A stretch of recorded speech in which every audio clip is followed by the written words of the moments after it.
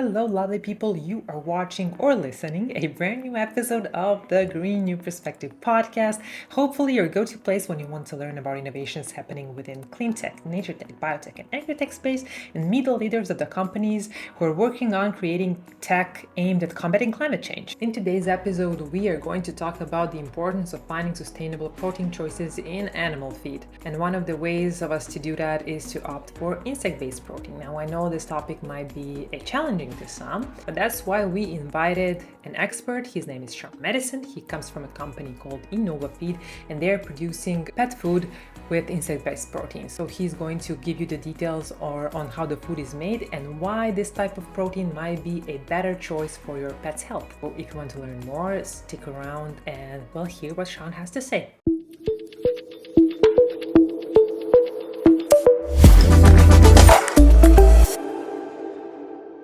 Hi, Sean. Welcome to the Green New Perspective podcast. Hi, thank you for having me. I'm so excited to be here. So can you tell me more about Innovafeed and what's the problem you're trying to solve? Yeah, so Innovafeed is a French-based biotechnology company, and we are one of the global leaders in insect ingredient production. We were founded in 2016 by three French engineers, and they were looking at solutions to help solve some of the big challenges coming up ahead. Things like food security. We have an estimated 9 to 10 billion individuals that will be needing to feed by 2050, but also climate change. The agri-food chain contributes significantly to climate change impacts. So when you look at how we have to scale over the next coming decades, how do we rethink our ways of doing that in a more efficient way? And then thirdly, biodiversity.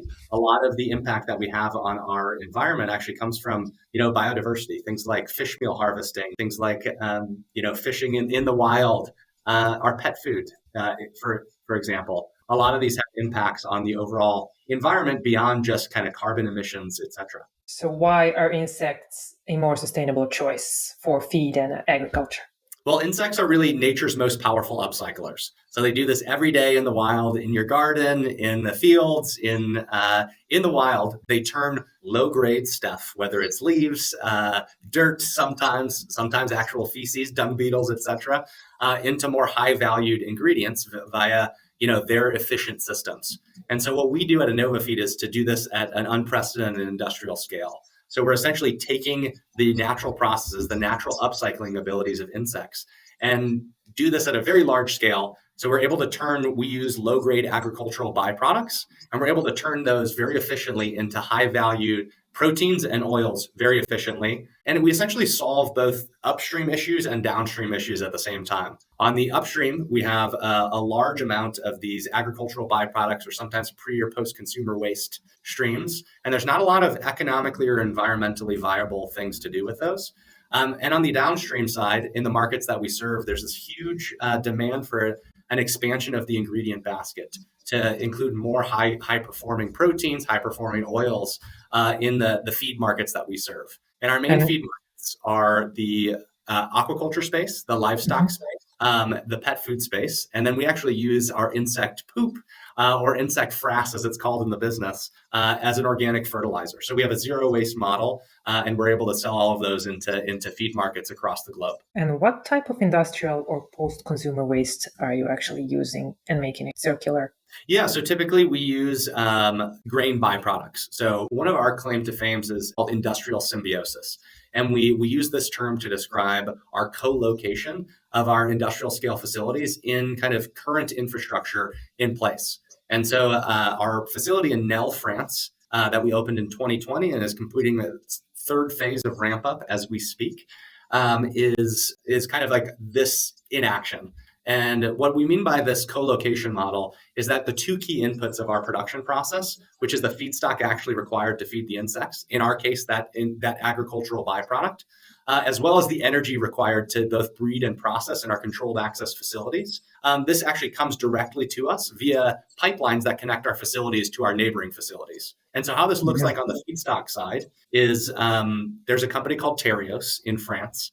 They do wheat processing in a town called Nel. And we co-locate our facilities and we are connected via a direct conveyance pipeline. And so in that pipeline, we convey all of the byproducts that we use then as feedstock. And there's two really major benefits by doing it this way. One, there's obviously no trucks required for transportation.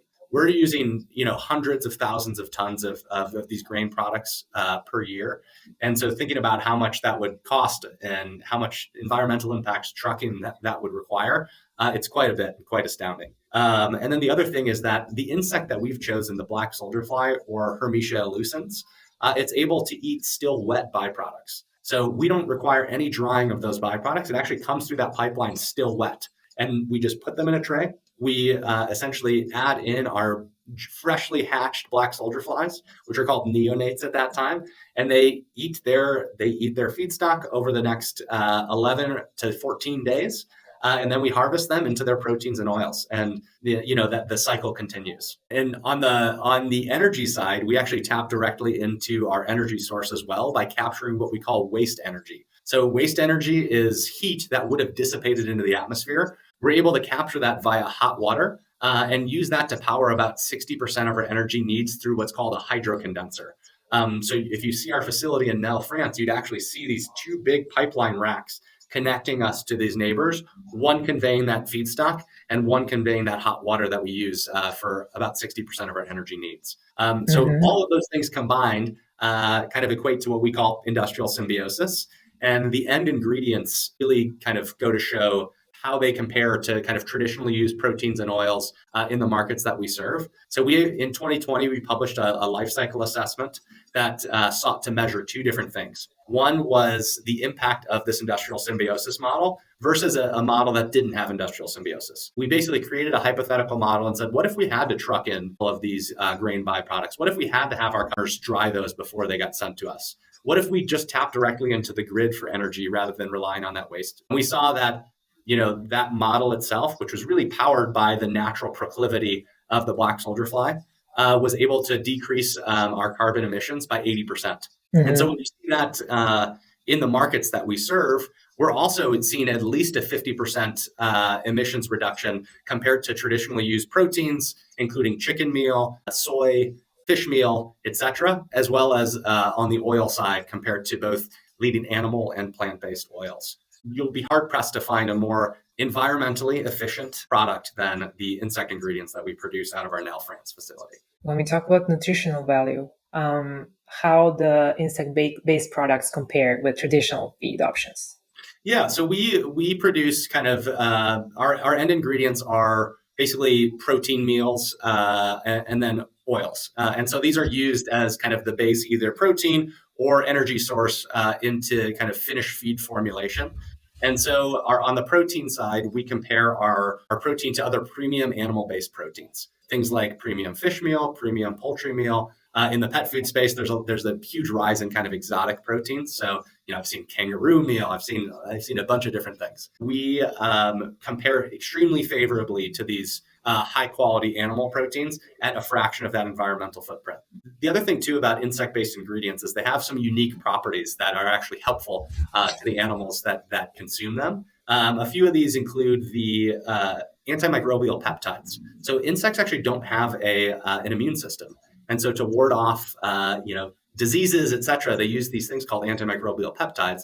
And over 50 have been expressed in the black soldier fly genome. And so there's ongoing research to study what impact that has on immunity, on just overall health for the animals that consume them. Another thing that's interesting is chitin. So chitin is what's called a prebiotic fiber, and it's basically what the exoskeleton of an insect is made up of. This fiber can have a prebiotic effect and favorably impact gut health for the animals that consume it. Creating food basically from insects it's not that old. I think it's like 10 years old in the US market, because I've did some research on other companies that are launching protein-based, even human food, and similar to what you do.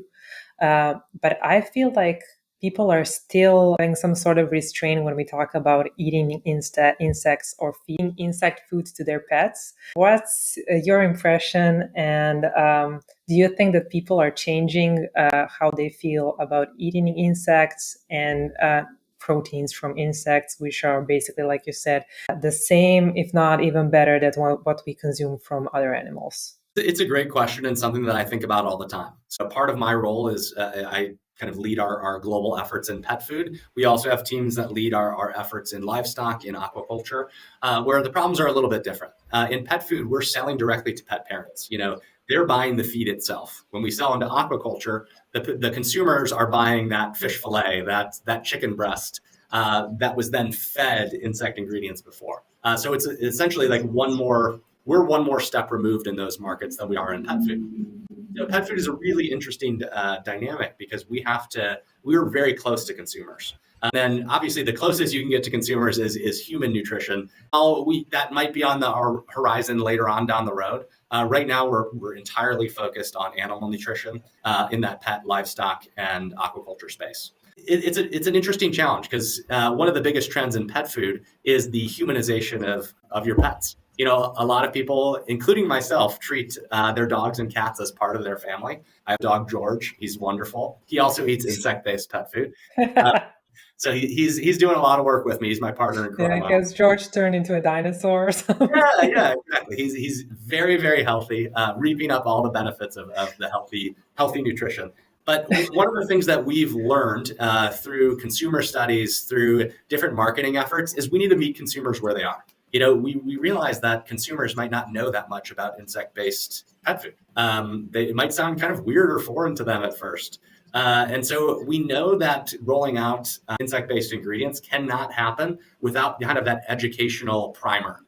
We know we need to kind of quickly educate on, hey, why the heck would we be doing this in the first place? What are the benefits of insect-based ingredients in pet food? What are the facts? One thing that we learned from a consumer study that I didn't realize until going through this and kind of really putting my consumer hat on is that probably 10 or 15% of respondents said, I'm worried that I'm going to see maggots or flies in my dog food. And it was like, wow, this is a really good example of meeting consumers where they are, because obviously we're selling a defatted insect meal that's very similar looking to whether it's poultry meal or fish meal, but we don't realize that consumers don't automatically know that. So how do we convey what it looks like, what it smells like, what it tastes like, what your pet feels about it? What are the nutritional benefits very quickly and easily? One of the ways that we're doing that is kind of creating this new brand of our ingredients that's called Helucia.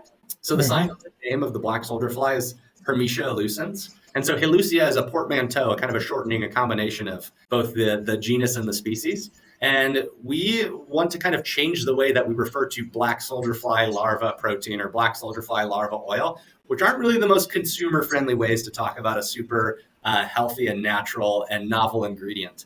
So we want to change the narrative to Helucia protein, Helucia oil, and really showcase not only the benefits of the black soldier fly, but showcase the benefits of Innovafeed's industrial model. And those two things combined is really what Helucia means to me. So we're really excited. I think the day that we're recording this, we just had a big promotion on our social pages. And so we're really excited about Helucia. I think it's going to be a great tool to further educate pet parents in the pet food space. And I'm looking forward to sharing that with folks throughout the markets that we serve. So you're basically making campaigns that you publish on social media. Have you had some success with those campaigns before? And which ones you found to be less successful? Like, is it because of the communication? Is it because of the imagery, the tone, the style, the type of the content that you shared? Yeah, I think it's interesting. It's a great question and something that we're continuously honing at this point. I think we need to realize who Innovafeed is, what Helucia can be used for, and like what our role is within the value chain of doing this education. To me, Innovafeed is never going to be that consumer-facing company because we sell through brands. We sell who then kind of are that consumer face. And so really what I think our biggest takeaway is that we need to get every end of the value chain involved. In the pet food space, that's getting the brands that we work with involved. So we've even developed this powered by Helucia protein or powered by Helucia oil label to put on their front of package to showcase this and really kind of let this speak for itself to consumers directly. And then we have kind of a little back of pack explainer that goes over all of the benefits of Helucia and the benefits of Innovafeed's industrial model. And so that I think the idea of working with the partners in the value chain who really have that, the finger on the pulse of the consumer is really where I think that our role is. we need to let the people that are working with the consumer brands do that work for them and really empower them with the information on how best to situate insect-based ingredients. Yeah, I ask you because you are opening a factory in the US. So how do you plan to integrate marketing strategies in the launch and promotion of your new services to your new potential partners? Yeah. I always joke that we're a French-based biotech, but the reason I don't have a really cool accent like a lot of is because of our plans of expansion in the United States. So, as you mentioned, yeah, we're building what will become the world's largest insect production facility in Decatur, Illinois, in partnership with Archer Daniels Midland, ADM, who is headquartered there. And we're going to do the same kind of industrial symbiosis model, this time using connecting our facilities to a corn mill. So we use wheat-based byproducts in Europe. We will use corn-based byproducts in the US. And to give you a sense of timeline, we just actually opened and started breeding flies at our pilot level facility, which is really like a way to kind of de-risk everything at a semi-industrial scale. And then we will break ground on the larger scale facility in the next couple of years as we get more and more learnings from both our French factory that's currently in operation and that pilot facility in Decatur. And I think understanding the differences in dynamics between the markets is really crucial. I think we want to have an overarching strategy on how we approach, let's say pet food consumers globally, but we know that pet food consumers in France, in Germany, in the UK, in Italy are different than pet food consumers in the United States. And so how can we translate these benefits into, those kind of, educational pieces to meet those consumers where they are? And so the way that we've been really doing that is through consumer surveys that are really geographically based. And so we've done quite a few in the US. We've done some in France, which is where our HQ is. We've done some throughout different parts of the EU, and really to hone in kind of what do consumers think about insect-based protein? Do they know anything about it, or what level of education will be needed to kind of launch that out? One of the benefits of the EU is that the hotbed of insect ingredient production is in Europe. So the markets are quite a bit more developed than they are in the US. And so we found that a lot of people are more and more familiar with insect-based ingredients, whether it's through, the pet food channel that I'm focused on, or the aquaculture and livestock channels that we also sell into, which is a really strong benefit. But, one of the beauties of the North American market is that we're kind of starting from scratch, so we can build the narrative, build that educational tools from the ground up, which is a really interesting challenge, but I think gives us a lot of freedom to operate in kind of the way that we see as would be most beneficial for the market. Yeah, well, that's a common challenge throughout the clean tech, agri-tech, nature tech, food tech industries. But how do you feel that Innovafeed is going to contribute to the local economies? I'm talking about the US, particularly in the regions where your facilities are located. We have always been very, very strong advocates for local partnership. When we just published our first impact report, and to us, is not just the environmental CO2, biodiversity, et cetera. It's also, the local economic impact. And so our model really allows for us to go into usually industrial agricultural communities that's where the grain processing takes place. And we're able to kind of be good neighbors, invest a lot of time, energy, and resources into those communities, and be great partners. So we've worked in Illinois. We've worked with the state of Illinois. We've worked with federal agencies. We've worked with the local jurisdictions, both at the county and the local level, to really ensure that we're doing things the right way. We're hiring local talent and going to be, we want to be there for a really long time. And so we want to make sure we're good neighbors as we do that, and get that community impact as we can. And where do you see the future of sustainable nutrition in, let's say, 5 to 10 years? Yeah, it's a great question. I think just more and more transparency is what I see. Consumers are really starting to ask the questions about where does this food come from?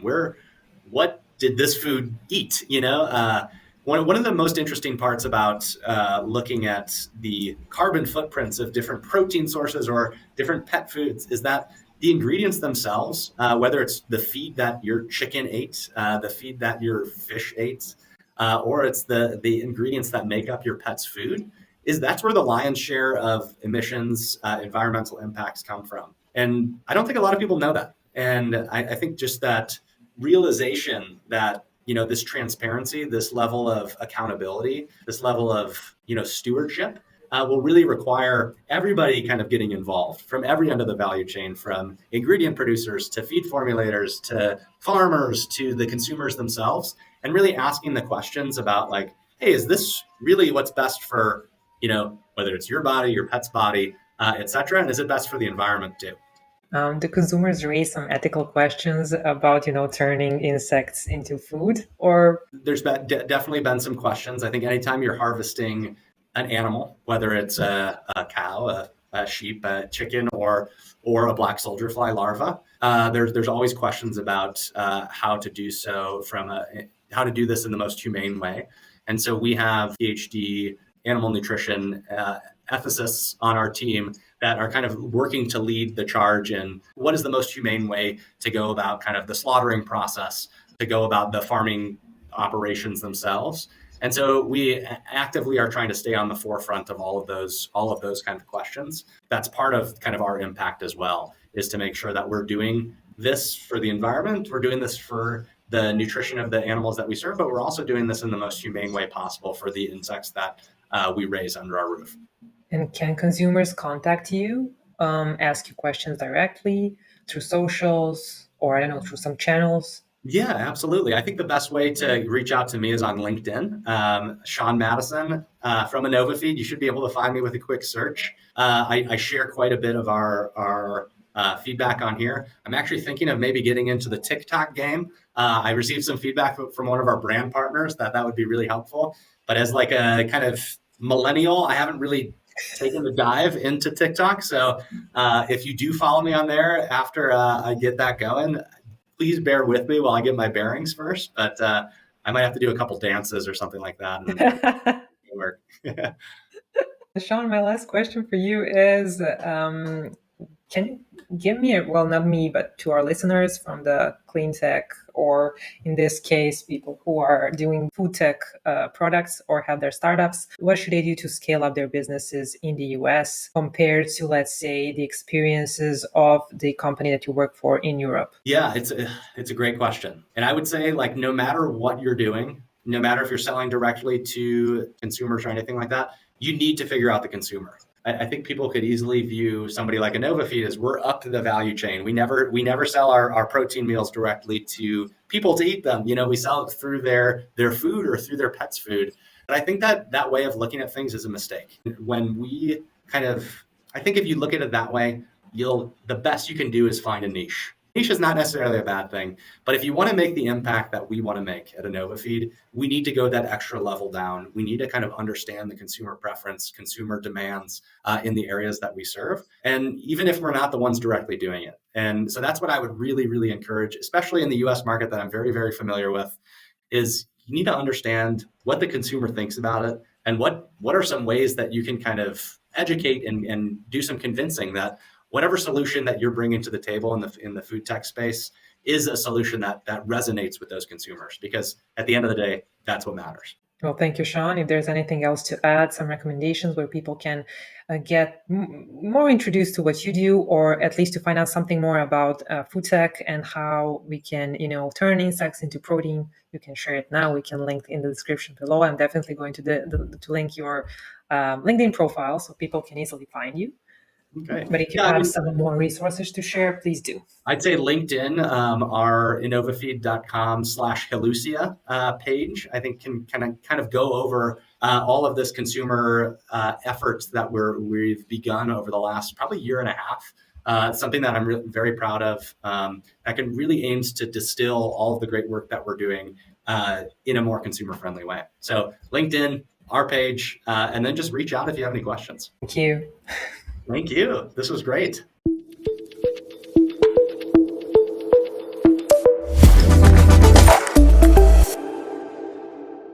Well, Well, this marks the end of another episode of the Green New Perspective podcast, and like the ones before, this one is proudly sponsored by New Perspective, a Boston-based marketing agency working with cleantech clients. If you happen to be working for a cleantech company and you're in the lookout for an awesome digital marketing agency, check out the info in the description of this episode and discover what our sponsors are offering. If you're just browsing, loving our content, leave us your thoughts. Tell us what you think about this episode or the previous ones. We've published 29 episodes so far, and you got a lot of content to go through. Hopefully you enjoyed this episode, and well, see you in the next one.